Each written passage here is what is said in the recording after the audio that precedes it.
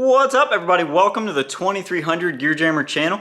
If you're new, I'm Matt, and I'm typically working on junk 2.3s, the old Ford engines that nobody cares about anymore. And my stuff is all fuel injected and turbo, but today's video is going to apply to a bunch more than that. I've been getting people asking about doing a how-to video for cam and ignition timing, and I think those two things are probably the most critical parts of a 2.3, especially if you're trying to race and it's really got to be dialed in. So we're going to go slow, step by step, and we're going to get it. And if you have any questions, put it in the comments. And also, if you have a 2.3 specific video that you want, put that in the comments too, and I'll add it to the list and I'll do the best I can. But before we get too far, I want to take a second to thank today's sponsor. There's no sponsor for this video. I do all this on my own, out of pocket, my own free time. So hopefully this video just helps one person. If you want to support the channel, you absolutely can. Go to www.gearjammershop.com, and I've got t-shirts and stickers and stuff. So when stuff is available, I put it on there. Be sure to check that out from time to time. And let's jump into the video. All right, so I'm going to split this video up into a couple of sections, and I'm going to put the timestamps up right now. You can skip ahead and go to any section that you need to if you're in a hurry. Make sure you watch the whole thing. You might pick up something. And if you're curious about how I did this video, go back 2 videos and you'll be able to see the making of all of this mess. But let's go. Let's get to the first part. We're just going to assume that we're working on a car that's completely stock. This is an 84 SVO, and we're going to say the timing belt slung off of it. So that's where we're going to start. We're going to do timing belt, stick a distributor in, and then set the ignition timing.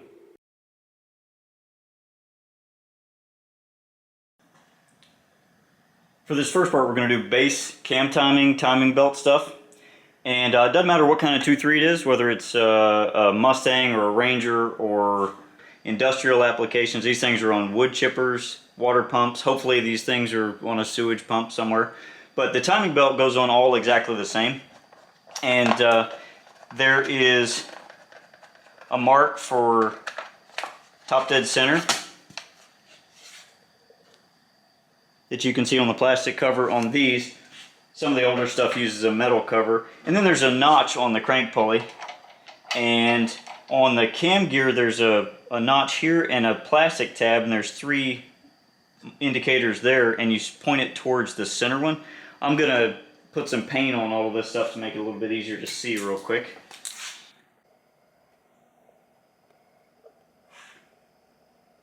Now for the cam gear, the piece of plastic isn't always there. I don't run any of these, and I don't need anything because I use, some people call it the string method, but I don't have string on the side of the road, so use a dipstick. And if you look, you can see that notch lines up. If you line these 2 bolt holes up, your paint mark should go through the dipstick. The problem is the auxiliary shaft that runs the distributor, it doesn't have one of those the way these come.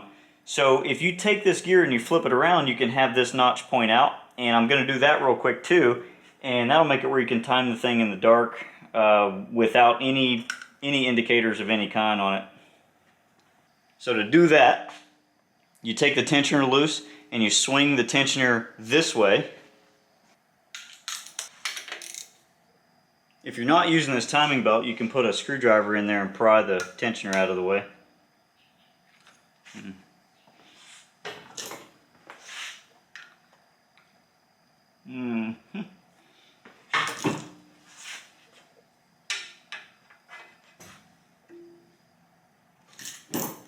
Now get the crank pulley out of the way. You can do that first, doesn't really matter. And you can pull the timing belt off.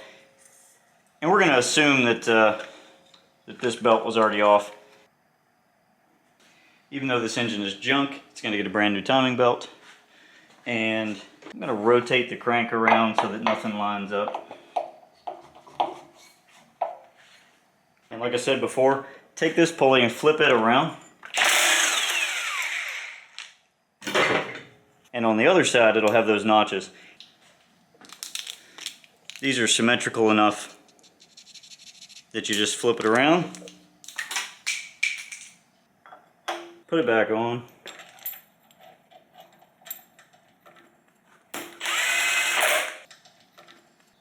Now you can ignore any timing marks of anything except what's on the gears themselves.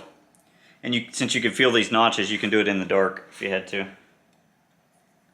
Pretty easy. I'll mark the crank so that's a little bit easier to see. The keyway will also point straight up, so keyway up, and that mark, it's a little arrow on the gear to the notch in the cover. And there's a notch in the crank pulley. Put a little white paint on it so you can see it. Now stick timing belt on. Start at the crank, get it tight all the way around, and then work counterclockwise and pull the belt tight as you go.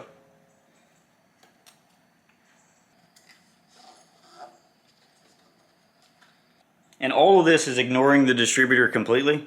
Put that out of your mind and real gently loosen your hold down for the tensioner so that it moves over. And I'll give that just a little bit extra. That's an old nasty cruddy tensioner. Don't forget to tighten the pivot point. And at this point, you should be able to roll the engine over 2 times and everything lined back up.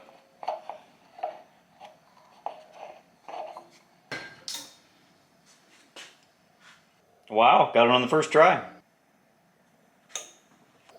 And before you put your crank pulley back on, don't forget that. That's a guide for the timing belt. And that's it for a timing belt. Put your crank pulley back on. Put your front cover back on.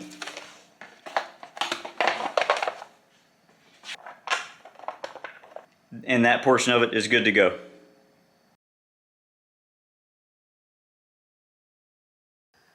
On these, the distributor's on the driver's side. So we've ignored the distributor completely up to this point because it doesn't matter. I mean, it can be anywhere and it doesn't matter. The point was to set the auxiliary pulley in line with the cam pulley. So now we can just set the distributor in anywhere we want to. And if you look at the distributor cap, most of them, especially the Motorcraft ones, have a number 1 marked on it right there. Let me stick a little paint on that real quick. That's a little better. I marked number 1, and then on the side I marked the cap to the distributor. So now you don't need the cap. So you know number 1 is going to be in that general direction. And when you stab the distributor, the rotor is going to rotate counterclockwise on these. So as it drops, it's going to rotate in. So you need to start with it off from where you want it to end up. The other thing is point the TFI module the direction that you want it to end up as well. So keep all of that stuff in mind. My SVO over there, the TFI was over here, so you had to rotate the distributor out of the way to unplug it. That was awful. So in this case, our mark is here. Better pin on that.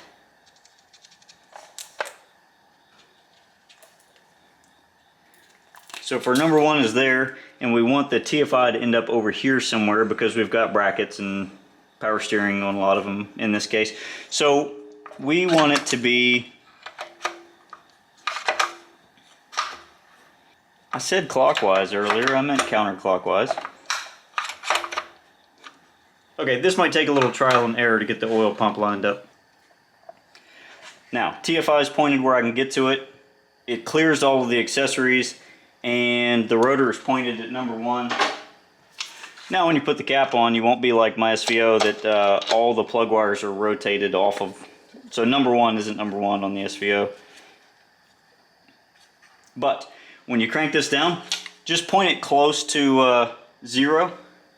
So line up the rotor with your marks on the distributor and crank it down. And if it's clean enough, I like to mark the base of the distributor to the block. Just in case you ever pull it out, you can drop it right back into the same place. Don't mark it until it's in the vehicle running and you set your base timing. But that's it. That is the most important thing on any 2.3. Doesn't matter how you're using it. Timing belt and ignition timing on these if it happens to have a distributor. The Ranger doesn't have a distributor, it's just a dummy plug there. But these 2 things combined are the most important thing on any 2.3.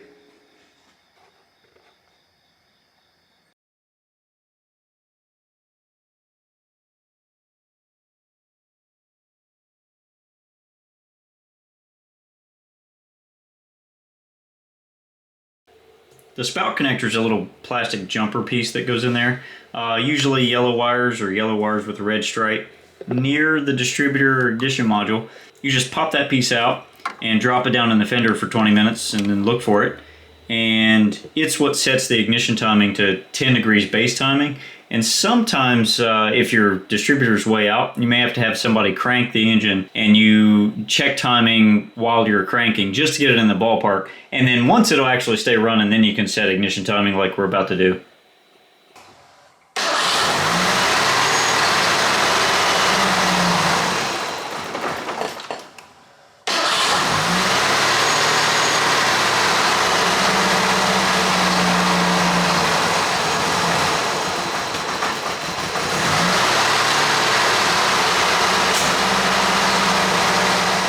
I use an adjustable light, so 10 degrees on the dial is lining up the 0 points. If you got a standard light, you just line up the 10 degree marks and you're good to go.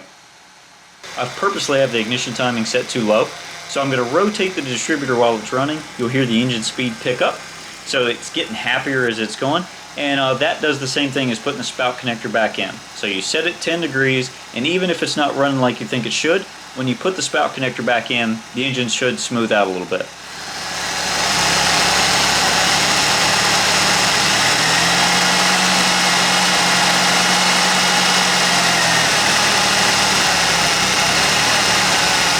When you're done, plug the spout connector back in. Make sure you hear that audible change in the engine, and then just recheck timing to make sure that it is something more than 10 degrees. It should have jumped from 10 to something in the mid-20s. And build a good habit of putting the spout connector back in. I know I've made at least 1 or 2 track pass attempts with the spout connector in my pocket, and it doesn't work.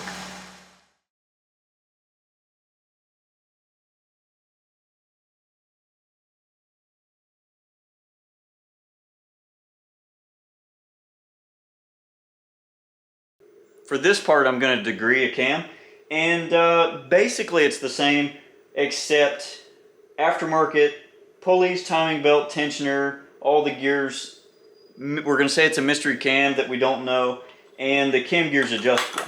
So it's going to go down to a smaller detail than doing just the stock gears. The first step for this is we got to figure out where top dead center is, where the #1 piston is all the way to the top. And then we got to find some way to mark the crankshaft for that. So you can do it with a piston stop that screws in where the spark plug holes go, or in this case, since this is all mocked up, I'm going to pull the cylinder head, intake, turbo, get everything out of the way, and I'm going to put a dial indicator on the piston, and I will use that to figure out exact top dead center. And when I do that, I'll walk you through the process of using a piston stop and the cylinder head on. So let me get all this stuff out of the way.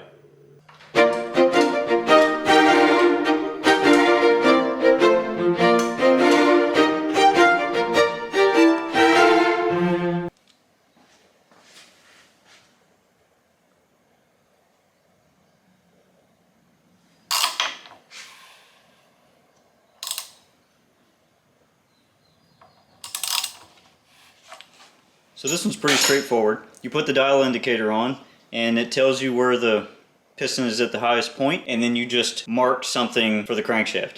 In this case, I have got my precision timing pointer. It's on there pretty good. You can move that around a little bit to wherever you need it to be. These are available at gearjammershop.com. Go check that out. They're on sale right now. This is the best engine I've ever had. And it's got a little precision rust in it now, but I'll do a separate video for the next engine. Parts are still coming for that. You can also get an adapter for the spark plug hole. You can screw a dial indicator in. These are the 2 ways that I typically do it, and they're more common, easier to get your hands on the tools. Now, it's not like you need another reason to love this timing pointer, but it has some hidden features. So pull the crank pulley off, and this hub, look at that. This hub is just for a small block Chevy, of all things, because a 2.3 and a 350 are basically the same thing. You can't even tell them apart.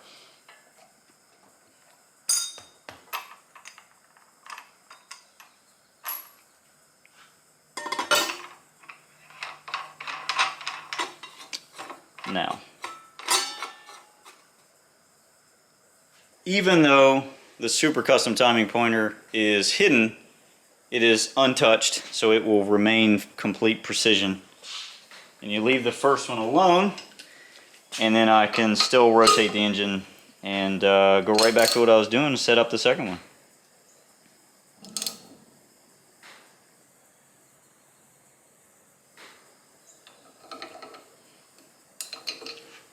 So the degree wheel is mounted, and the bigger the wheel, the better. I like this one because when it's in the car, I can still work around everything.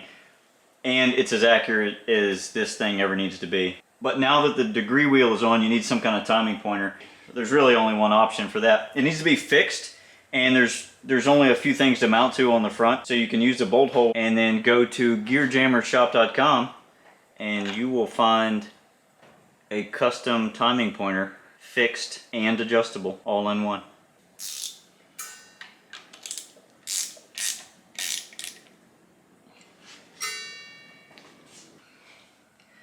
If you didn't see this coming, you're probably new to the channel, so thanks for joining. I'm going to put a little paint on the timing pointer, maybe it'll make it easier to see. And the engine's already top dead center according to the dial indicator, so we're just going to knock this wheel loose and spin it so that the 0 point matches the timing pointer. And that's it, that's top dead center. Now let's say the cylinder head is on. We're going to do it with a piston stop, and it's a few more steps, but you end up with the same result. So I rolled the engine past top dead center, and you screw this in, and this is just a carriage bolt, a nut, and a spark plug anti-fouler. And you have to be careful if you've got a big cam and big valves, there's a chance the intake valve could touch, so you just make sure you got clearance for that. And you screw this in where the spark plug goes, you back the engine up till it stops, and then you mark that point, and this is after you have the degree wheel on. And then you go all the way around until it stops again. This will be easier if I show it on a dry erase board. See if I can explain this a little bit better. So you rotate the engine backwards, the piston goes up, it touches the piston stop gently, and it gives you a number on your degree wheel. And I will put we'll put made up numbers in red. Call it 20 degrees on your degree wheel. You're going to rotate the engine, rotating, rotating, rotating, until you hit the piston stop again going the other way, and that'll give you another number. We'll call that 350. Now the chunk that's missing here, because your piston stop's in the way, stops here, stops here. So this is your top dead center, and it's the point you can't get to with the piston stop in. So we need to find this number right there. Looks like pizza. So take the big number that you got there minus the small number, and that gives you 330 in green. That's the part in green going this way. But you need the part in red, so you do 360 minus your part in green.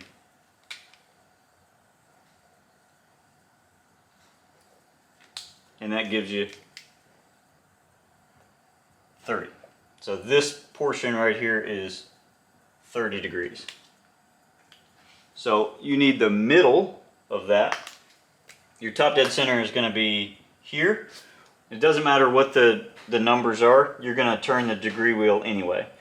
So you know that this slice is 30 degrees. You need half of that.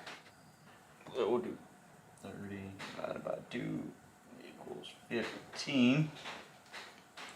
So you know this chunk is 15. And the two ways you can find your number, or you can go this way and go minus 15 and you get to 5.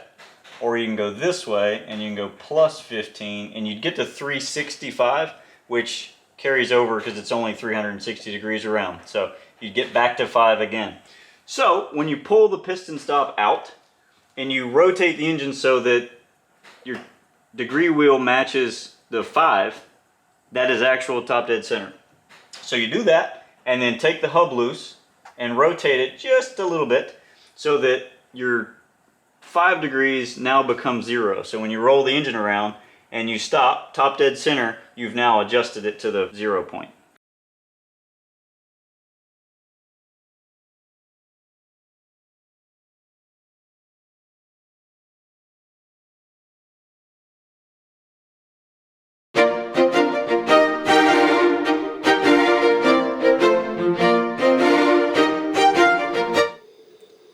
For the valve opening part, I've got a magnetic base dial, and I've got it on the follower right now. The biggest thing, you want the dial indicator to be completely vertical with whatever surface is moving. So like I said, it's on the follower right now. I may move it to the valve. I'm just going to try it and see which one I think is the best. And this cam is completely a mystery cam. We have no idea. Cam gear is never before installed. I don't think I've ever run this one. So it is stuck. I'm going to pick a spot, crank it down, and we're just going to see where it lands. Alright, cranks at top dead center. Timing belt's tight, tensioner's tight, cam gear's tight. All of this stuff is good. The cam, since we don't know, I just pointed the lobes up and they're symmetrical on each side. We're going to turn the engine over however far it takes so that the dial indicator reads 50 thousandths. That takes all of the slack out of the valve train. So we're going to cruise around here, and then when the dial indicator starts moving, we're going to sneak up on that 50 thou number right there. And then we're going to look at the number, and to make this easier, I'm going to try to mark it here. I see 24.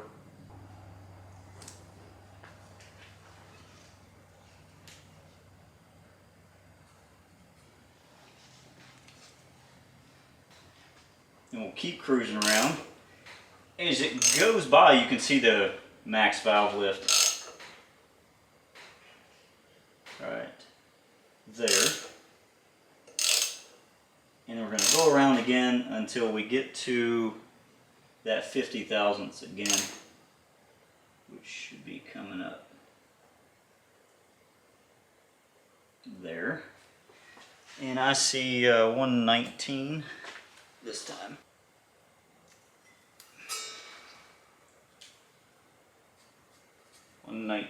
So the valve is opening, it's 50 thousandths here, opening, it's max somewhere in the middle, and then closing to 50 thousandths here. So you need the point in the middle. So you take all these pieces, 24, 180, and 61. That is 265. So you need the middle. So 265 divided by 2, which is so 132.5. So since the 24 is on the other side of top dead center, you do 132 minus 24. That'd be 108. Really? It's 108. So the intake center line is 108, which is weird. I've actually run this cam there. It works shockingly well. And I just guessed when I tightened the cam gear down. I didn't expect it to be. I could run it just like this. The only way to get it any better than it is to go to the track or go to the dyno and spend a lot of time. And it's sensitive enough that you almost have to run it on an engine dyno.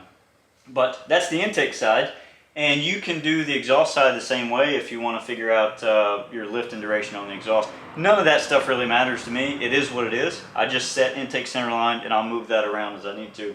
So for the rest of you, it may help with what you're working on. But that's it. Not a whole lot to it.